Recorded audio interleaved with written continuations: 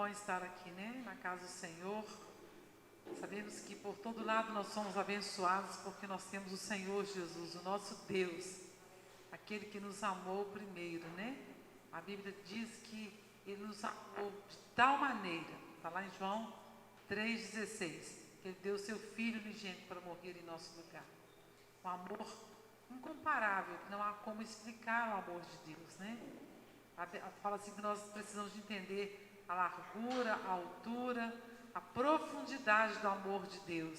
Como é difícil entender tudo isso que Deus tem para nós, o que Ele tem preparado para nós.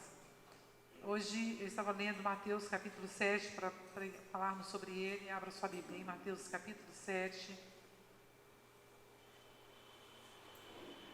Hoje é um dia festivo, né? Um dia que nós também celebramos a ceia do Senhor. Sempre no primeiro domingo. Fiquei tão aborrecida quando a moça ligou para mim e falou assim: olha, fecharam a nossa igreja que hoje não vai ter culto, não vai poder, 3 domingos sem culto. Eu falei, gente, mas não vi isso no... Mas ela falou assim que... Mas foi erro, né? Depois foi erro dos guardas. Na realidade, sim, as igrejas estavam liberadas para ter culto. E aí, graças a Deus, porque nós podemos participar juntos da ceia do Senhor, né? Os irmãos que podem estar aqui. Eu quero ler Mateus 7, de 1 a 5. É um texto conhecido, e às vezes a gente até usa primeira parte aqui do versículo, como jargão, assim, para falar com as pessoas, né? Quando alguém nos julga, a gente fala assim, olha, não julgue para que você não seja julgado. E o 2 fala assim, ó, pois da mesma forma que julgarem, vocês serão julgados. E a medida que usarem também será usada para medir vocês. Porque você repara no cisco que está no olho do seu irmão e não se dá conta da viga que está no seu próprio olho? Como você pode dizer ao seu irmão, deixa-me tirar o cisco do seu olho, quando há uma viga no seu?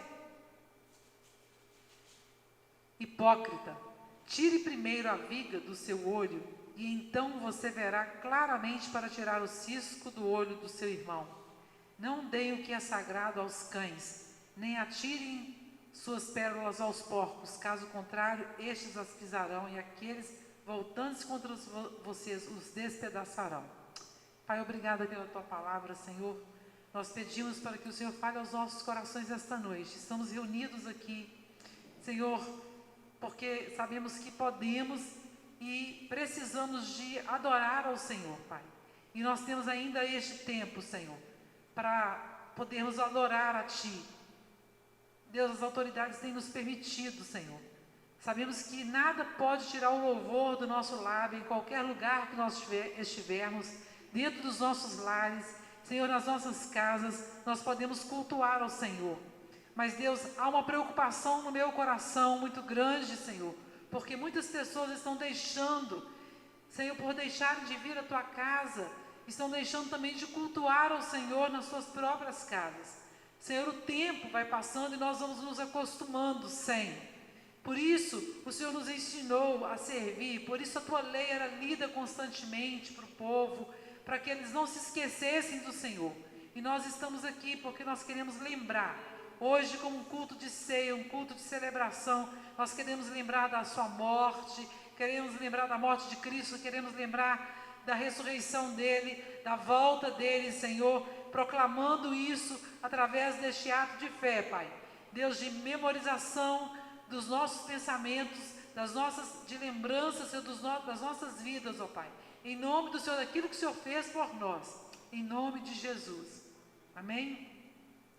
Quando eu estava lendo este versículo 5, que fala sobre hipócrita, né? Eu estava lendo sobre essa passagem. Hipócritas eram chamadas as pessoas que usavam máscaras. Porque, na época do grego, porque eles punham máscara, aquelas máscaras, né? Fazer o teatro. Então, aquilo era chamado de hipócrita, porque ele tinha uma face que não era dele.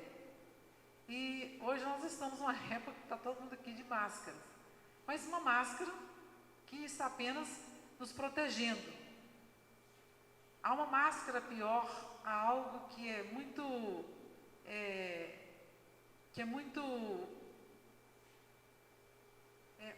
muito mais danosa, fosse olhar a palavra correta, que é aquela que as pessoas não podem ver, né? Aquela que nós usamos para mostrar a aparência de uma coisa que nós não somos de verdade. Aquilo que você mostra ser uma pessoa, mas na verdade você é outra. Uma máscara que é invisível, né? Essa máscara que é visível, a máscara que os gregos usavam para fazer os teatros, ela era uma máscara visível, então eles eram chamados de hipócritas, né? Aos hipócritas, eles usavam as máscaras. Mas, sabe, nós aprendemos com as palavras de Jesus, para que a gente não seja hipócrita. No versículo 7, 1 e 2, ele diz assim: não julguem para que você não seja julgado. Por quê? Porque com a medida que vocês julgarem, vocês vão ser julgados. Vocês também serão medidos. Com a medida que você medir o outro, você também vai ser medido. Às vezes nós achamos muito fáceis usar a máscara, né? E julgar a pessoa. Falar assim, mas você faz isso. Ninguém sabe que você não faz. Quando algo é descoberto de alguém, você apontar o dedo e julgar aquela pessoa é muito fácil. Julgarmos uma pessoa é muito fácil, porque você vai estar olhando para os erros dele. Mas de repente, quando você olha para você mesmo, a Bíblia é muito clara quando fala aqui, ele ensina você a não julgar as pessoas, porque, sabe por quê? Porque o único que pode ser juiz de todas as coisas é Deus. Nós não podemos julgar, porque nós somos seres humanos. E hoje eu posso não estar fazendo isso que eu estou julgando. Mas e se amanhã eu estiver fazendo? Aí eu vou ser medida, com a mesma medida que eu usei para medir, para julgar a outra pessoa. E é isso que Jesus fala. E uma coisa, que a palavra do Senhor está falando aqui, né? Mateus. Uma coisa muito importante, que Jesus fala assim, olha, eu a ninguém julgo. Olha que interessante, eu a ninguém julgo, mas a minha palavra é quem julga. Então nem ele mesmo, ele estava dizendo ele como ser humano, eu a ninguém julgo. Eu, Jesus, a ninguém julgo. Mas ele poderia falar como Deus, mas a minha palavra, essa palavra escrita aqui, ela é quem julga. Então, nós somos julgados não por nós mesmos, ou pelos pastores, ou por autoridades, ou por pessoas que estão em eminência sobre nós, não. Mas é a própria palavra de Deus que tem que ser juízo sobre nós.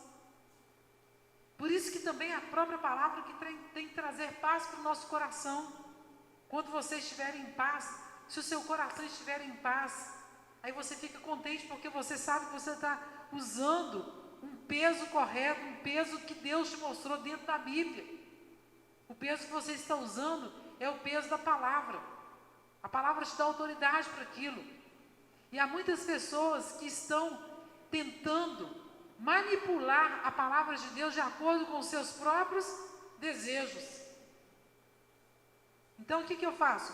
Eu quero fazer algo que não agrada a Deus, ou que talvez a palavra já condena, e aí eu consigo um versículo isolado, separado, e consigo manipular e colocar aquele versículo de acordo com os meus próprios desejos. E eu consigo fazer até, a gente sabe que todas as igrejas, ou todos os grupos heréticos que surgem, eles não surgem do acaso. Eles não surgem assim, do nada. Eles vêm tirando coisas da própria Bíblia, da própria palavra de Deus. Eles pegam um texto isolado e dali eles formulam. Como diz o pastor Silas Malafaia, texto sem contexto é pretexto para heresia. Então você não pode pegar um texto isolado, porque toda a Bíblia, ela própria se explica. E aqui a Bíblia está falando, não julgueis para que não sejais julgados. Sabe, nós precisamos de ser assim. Então a primeira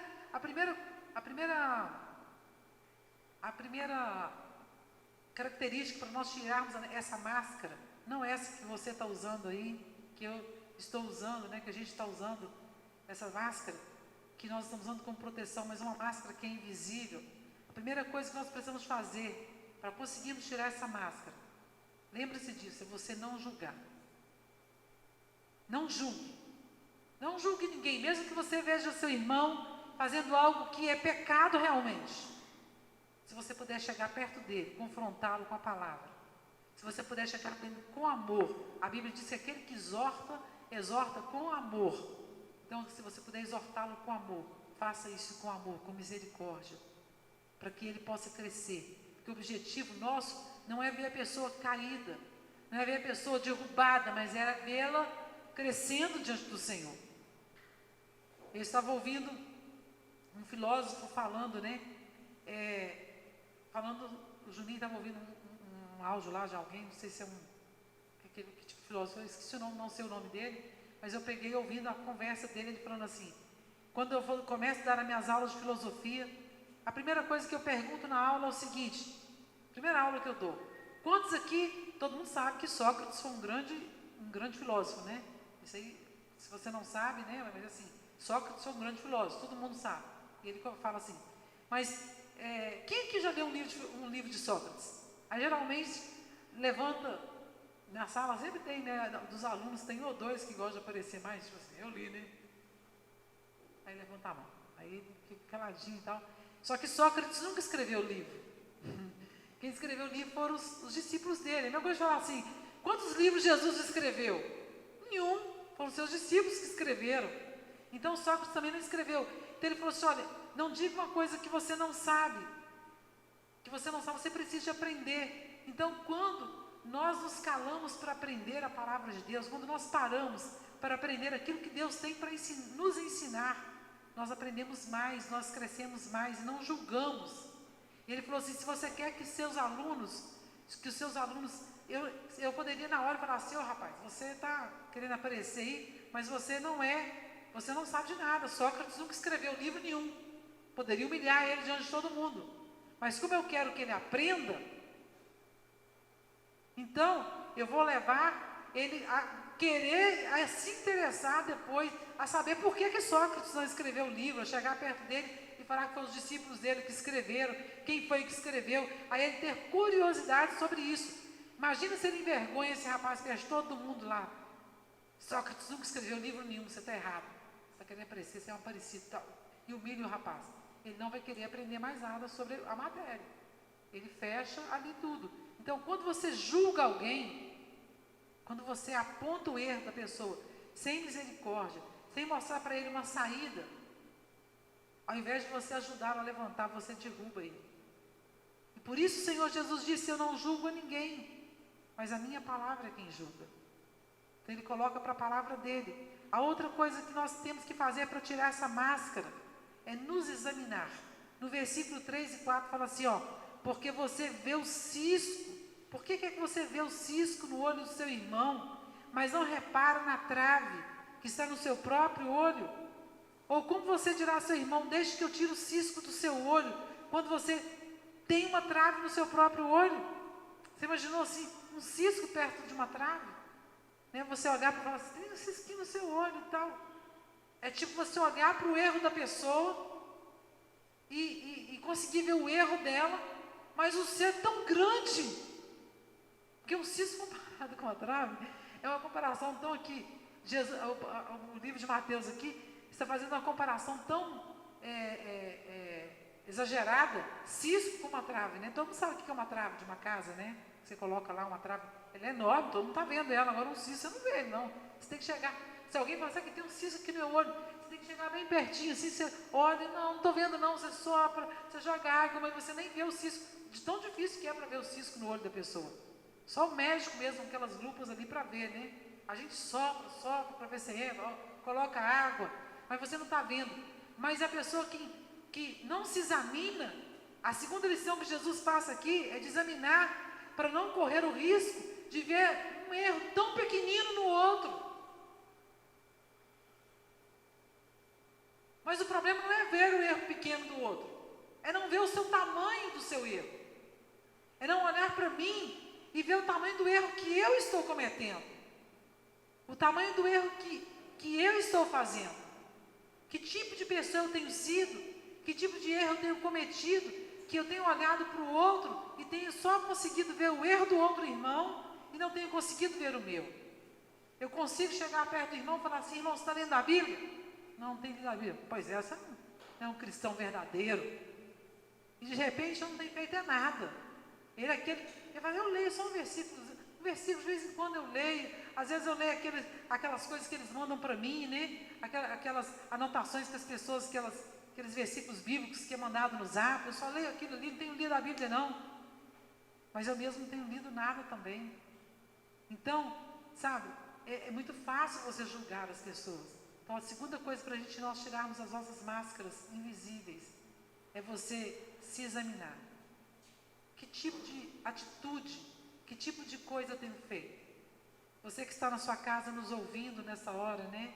Você que está sendo abençoado pelo Senhor também, procure fazer essas coisas para tirar a máscara. A primeira coisa, não julgar. Não julgue ninguém, para que você não seja julgado, não seja medido da mesma maneira. Depois examine-se, né?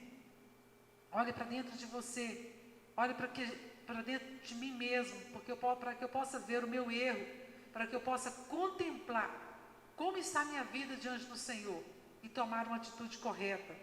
E em Mateus 7,5, vem a terceira coisa que eu quero falar aqui sobre como tirar essa máscara, né? É o que fala, hipócrita, tira primeiro a trave do seu olho, e aí então você verá claramente para tirar o cisco do olho do seu irmão.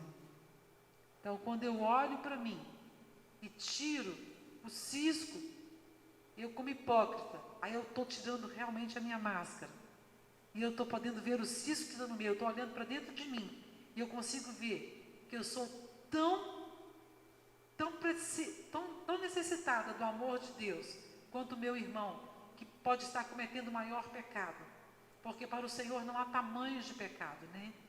Ele não olha, quando você olha para aquela lista das obras da carne, você vê lá, desde coisas grandes, como coisas pequenas, que aos nossos olhos nós olhamos assim, matar é muito grande, mas o Senhor fala sobre a mentira da mesma forma. Então nós olhamos para nós mesmos, e nós conseguimos enxergar o nosso próprio erro. Então a gente é capaz de tirar a nossa própria máscara, deixarmos de sermos hipócritas, de usarmos uma máscara, de usarmos uma coisa que nós não somos, uma aparência que nós não temos. Se olhar para você, vamos supor que eu não conheço nenhum de vocês, eu olhar para vocês, eu não sei como vocês são, né? Não sei se vocês têm, talvez alguém está sem um dente aí, quebrou com a máscara, é muito bom que ninguém vê. E aí, pronto, eu não sei como é o seu sorriso. Mas quando você tira, você consegue ver como a pessoa é de verdade. E quando nós tiramos a nossa máscara, quando nós deixamos de ser hipócritas, nós estamos tirando a nossa máscara diante de Deus, aquele que vê todas as coisas, amém? Um Deus para quem você não consegue mentir, você já está sem a sua máscara. Só que você precisa tirar para você mesmo, para que Deus possa te ver, para que você possa saber que Deus está te vendo como você é de verdade. Porque nós não enganamos o nosso Deus. Ele é conhecedor de todas as coisas. Ele sabe o seu dia a dia dentro da sua casa, no seu trabalho, com sua família, a forma como você se comporta com seus filhos, como você comporta dentro do seu ambiente de trabalho. Ele conhece a sua vida, como você se comporta com outras pessoas, como você leva a palavra dele, sabe? Depois, com o passar do tempo, essa palavra hipócrita virou assim meio que falsidade, né? É diferente um pouco, porque é quase a mesma coisa, mas você ter uma outra personalidade é diferente de você ser falso. É porque você assumir uma postura de que você não é de verdade aquela pessoa. Então, nós precisamos de ter uma postura de estar diante do Senhor de uma forma íntegra diante dele, para que nós possamos ser perdoados dos nossos pecados. A Bíblia fala assim, olha, dos teus pecados não me lembrarei mais, porque você tem essa esperança com o Senhor. O Senhor, hoje nós estamos aqui para celebrar a ceia do Senhor. O Senhor morreu no nosso lugar para que nós pudéssemos ter vida e vida com abundância. Não uma vida sem esperança, não uma vida assim que hoje você tem Jesus, você é perdoado, mas amanhã você peca. Ah, Senhor, agora já não tem mais jeito para mim. Não, o Senhor olha para você e quando você se arrepende, quando você se humilha diante dele, quando você se prostra diante dele, o prazer dele é que você se achegue a Ele. Chegai-vos a Deus, e Ele se chegará a vós. Amém? Quando nós nos achegamos ao Senhor. Hoje eu estava ouvindo uma mensagem sobre Davi, que falava sobre algo tão interessante, que Davi matar o gigante foi glorioso para Davi. Foi algo esplendoroso. Mas ele tinha certeza. Ele fala com tanta certeza, olha, quem é você para enfrentar o exército do Deus vivo? Sabe? Quem é você para falar isso com o exército do Deus vivo? Eu vou até você e vou te derrubar e vou te matar. Ele tinha certeza que ia matar o gigante, sabe por quê? Porque primeiro ele tinha vencido o leão, primeiro ele tinha vencido o urso. Então, quando nós vencemos as nossas debilidades que parecem ser pequenas, quando nós enfrentamos as grandes, nós vamos com convicção, porque nós sabemos que nós temos um Deus que está junto conosco. Amém? Davi tinha essa certeza. Então, vença. Não deixe que essas coisas venham tirar de você a sua vida com o Senhor. Mas tenha com Deus uma vida de esperança, uma vida cheia de Deus, uma vida cheia de verdade do Senhor. Porque Ele fala assim, olha, conhecereis a verdade e a verdade vos libertará. A verdade nos liberta. A verdade traz para nós. Quem é a verdade? Jesus falou assim, eu sou o caminho, a verdade e a vida. Ninguém vem ao Pai senão por mim. Ele é o caminho. Há um caminho para nós chegarmos a Deus. E este caminho é Jesus Cristo. Ele veio e morreu por você na cruz do Calvário. A morte dele te traz vida. A morte dele nos trouxe vida. A morte dele nos trouxe perdão. A morte dele nos trouxe cura. A morte dele nos trouxe libertação de pessoas que nós éramos mascarados, pessoas que nós éramos fingidos. A Bíblia fala assim, para nós não sermos fingidos, hipócritas. Pessoas assim que julgam os outros, mas verdadeiros, honestos uns com os outros, sinceros. Sabe o que é ser sincero? É sincera, né? A palavra sincero vem da palavra sem cera, né? Quando eles colocavam cera, às vezes num vaso de barro, tapava ali, ele ficava bonitinho. Quando ele levavam para o sol ou para o forno, a cera derretia. E aí, o que acontece? Aparece a trinca, aparece a rachadura, aparece o buraco que tem. Quando nós tiramos a cera, tiramos aquilo que estava na cera, você consegue fazer uma máscara, mascarar aquele vaso de barro ou alguma coisa que você está trincada. Mas quando é levada ao fogo, ela é reprovada. Nós sabemos que Jesus é fogo, que o Senhor é fogo e fogo consumidor, né? E Ele consome toda hipocrisia, toda cera, toda máscara. Que nós possamos tirar as nossas máscaras e sermos pessoas verdadeiras. E nós podemos isso através de Jesus Cristo. E o Senhor Jesus, na noite que Ele foi traído, Ele tomou o pão e Ele disse assim, olha, este é meu corpo que é dado por vós. Todas as vezes que vocês comerem, fazei isso em memória de mim. Fazei isso em memória de mim. Da mesma forma Ele fez também com o cálice, né?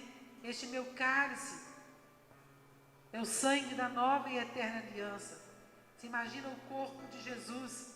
Ele pegou o pão, partindo o pão. Ele distribuiu com seus discípulos. Inclusive Judas, que havia de o trair. E ele falou assim, olha, isso aqui simboliza o meu corpo. E ele vai e parte, né? Que vai ser partido por vocês. Vai ser rasgado por vocês. Fazer isso depois que vocês comerem. Todas as vezes que vocês comerem. Ele estava dizendo antes, ele estava falando isso antes dele ser morto na cruz do Calvário. Mas depois que eu for morto e ressuscitar, vocês façam isso todas as vezes em memória de mim. E é isso que nós estamos fazendo aqui hoje, em memória dele. Da mesma forma, depois de cear, depois de comer o pão, ele tomou o cálice, né? E ele falou aqui, peguei um ali que entornou. Ele falou assim, olha, esse é o cálice da minha nova e eterna aliança. Sabe por que nova e eterna aliança? Porque havia uma aliança de sangue que os sacerdotes faziam todos os meses, todos os dias, e uma vez por ano o sumo sacerdote fazia, que era levado para dentro do Santo dos Santos e matava-se o cordeiro e derramava-se o sangue e fazia expiação pelo pecado. Mas aquele sangue não podia perdoar o seu pecado, não podia perdoar o meu pecado. Ele só podia cobrir os nossos pecados. Mas agora o sangue da nova e eterna aliança era o sangue que de uma vez por todas o cordeiro seria imolado e não precisaria ser imolado mais. Amém? De uma vez por todas Jesus ia ser morto. E agora o Filho de Deus, o próprio Deus morto em meu lugar, Ele me daria uma vida e uma vida com abundância. E eu teria de uma vez por todos os meus pecados perdoados. Sabe que privilégio que você tem? Você não precisa guardar todo ano o seu cordeirinho para ser levado ao sacerdote, para ser morto por ele. Não. Para que seu pecado da sua família fosse coberto, você pode chegar todo dia diante do Senhor.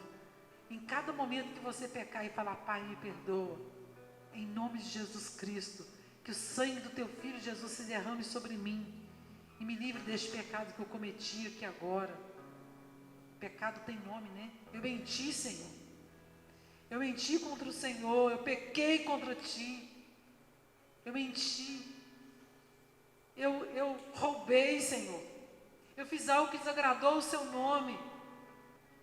Eu falei mal de alguém. Me perdoa, Senhor. E você pode ter o seu pecado perdoado. Que nessa noite você possa não ser hipócrita, mas colocar o seu coração diante do Senhor. Ele já conhece o seu coração, mas você possa neste momento abrir o seu coração diante do Senhor. Vamos ficar de pé? Em nome do Senhor Jesus. Pai Santo, aqui estão esses elementos: pão, simbolizando o teu corpo que foi partido em nosso lugar. Deus, que foi moído. A tua palavra diz que pelas tuas pisaduras nós somos sarados, nós somos curados, e nós nos colocamos diante de ti, Senhor.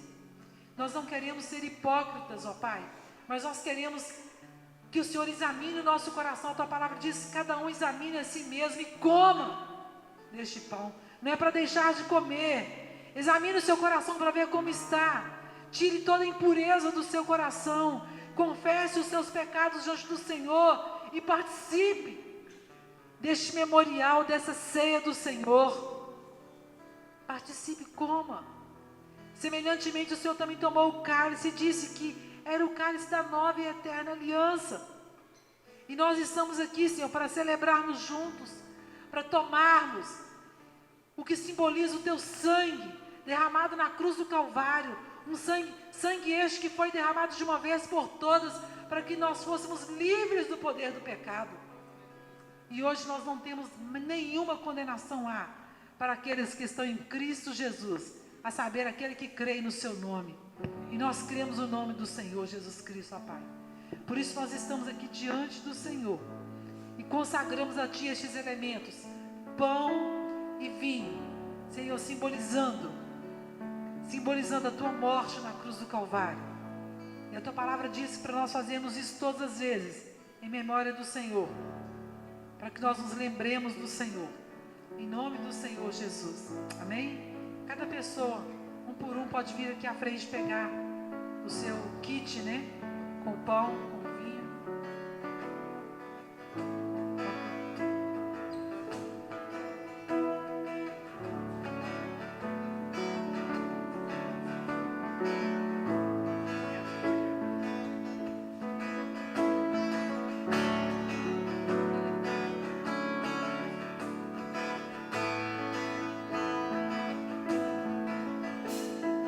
Entra tudo aqui, tua casa está pronta. Estamos esperando pra te encontrar. Brilha tua glória e nos envolva com teu manto. Vem e toma o teu lugar. Nós invocamos, acende a chama e que venha o teu reino. Nós nos rendemos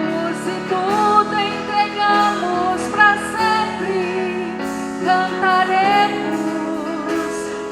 Nós invocamos, acende a chama e que venha o teu reino.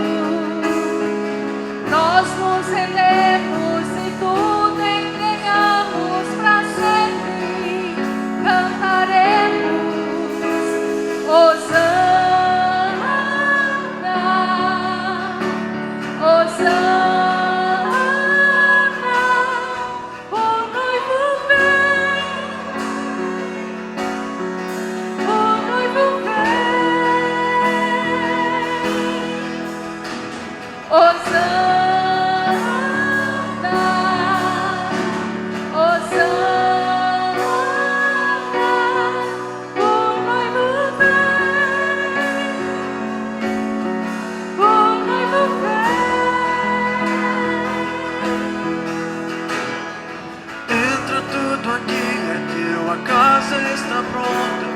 Estamos te esperando pra te encontrar. Brilha com tua glória e nos envolva com teu fogo. Vem e toma o teu lugar. Nós invocamos, acende a chama e que venha o teu reino. Nós invocamos e tudo entregamos pra sempre. Cantaremos. Nós invocamos, acende a chama e que venha o teu reino.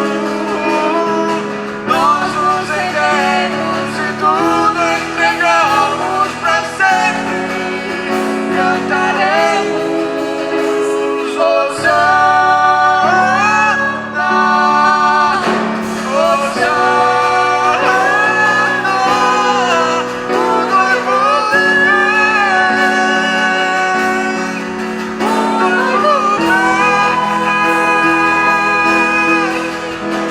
Hosana,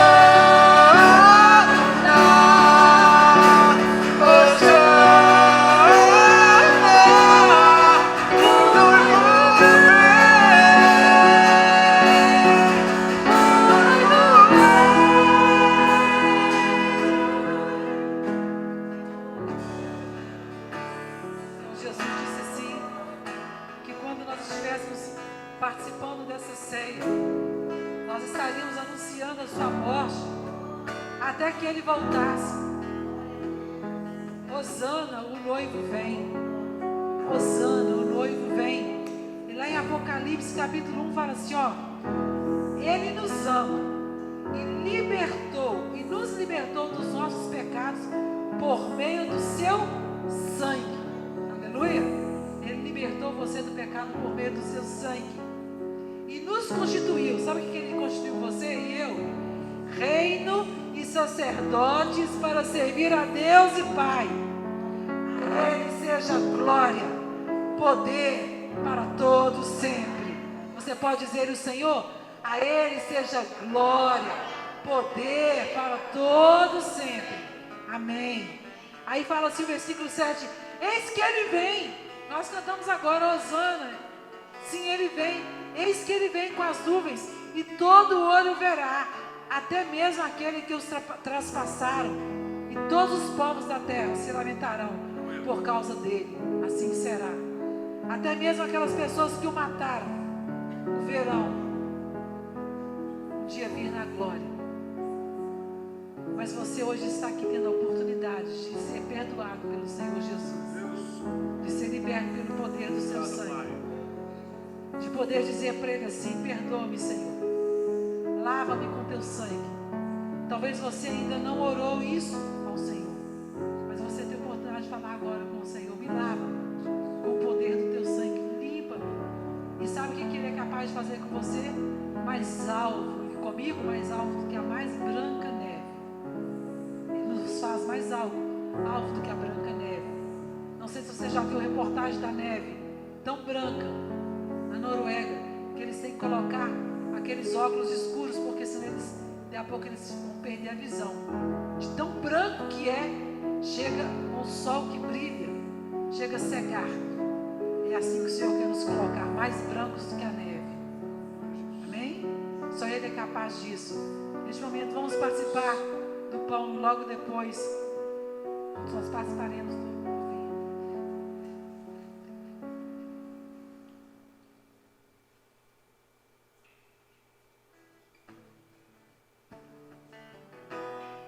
Você pode participar também do suco de uva, né? Que tem aqui, do suco da vide, que representa o sangue do Cordeiro, que foi derramado por nós na cruz do Calvário. Aleluia! Nós te glorificamos por isso, Senhor, porque teu sangue nos purifica de todo pecado. Já nos deu a salvação pelo teu sangue, que foi derramado na cruz do Calvário. Aleluia ao teu nome! Oh, glórias a ti! Oh, aleluia! Nós nos rendemos e tudo entregamos para sempre.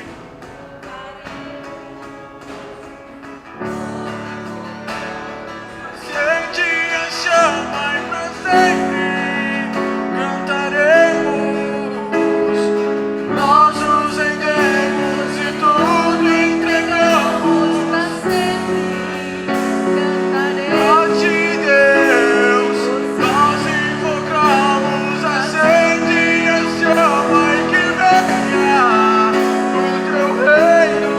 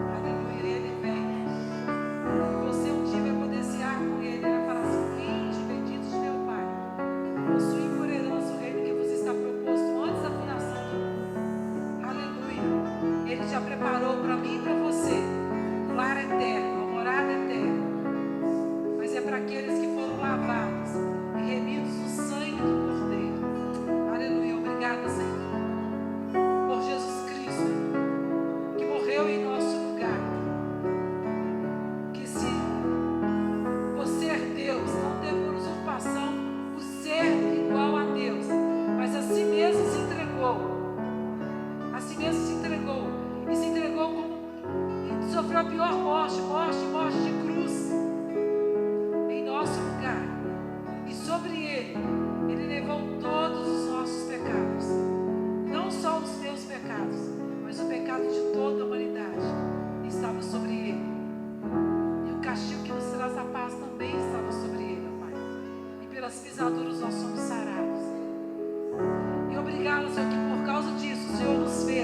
tua palavra aqui. Reino, o Senhor nos constituiu, reino e sacerdotes, para servir a Deus e Pai. Amém? Você foi constituído reino e sacerdote diante do Senhor. Pai, abençoe a tua igreja nesta noite. Quando nós iremos para os nossos lares, que a graça do Senhor Jesus Cristo, essa graça salvadora, derramada na cruz do Calvário, esteja sobre as nossas vidas. Graça, favor imerecido esteja sobre nós. O amor de Deus Pai, as doces e ricas consolações do teu Espírito Santo, seja sobre a tua igreja, hoje e para todos sempre, em nome de Jesus. Você pode dizer amém?